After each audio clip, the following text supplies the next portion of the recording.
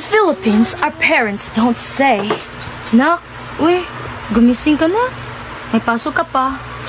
They say, "Piste pang mata mo, puntag na sa'yo na kaysa puntag. Sige, dyan pa mo katulog. Naumanan lang kung di ka mo. Wala dyan pa mo kamata. Kami kini sa una."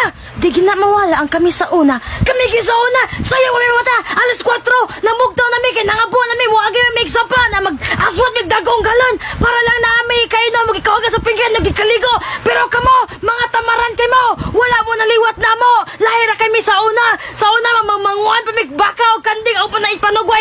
Antes may eskwela. Tagan pa kayo may buhaton sa'yo sa buntag. Pero dili pa may malate. Kamo gani. Igo na lang pukaon pa kanon. Pero malit Japon mo. Piskot mo! Wala may kapulong sa mga bata mo. Kung mag-ulan siguro o kwarta, kamo, tulog yapon mo. Di mo kasalo sa blessing. Lahira mo na mo sa una. Ang ana ang among parents dito sa Philippines. So, wala na may mahimo, okay?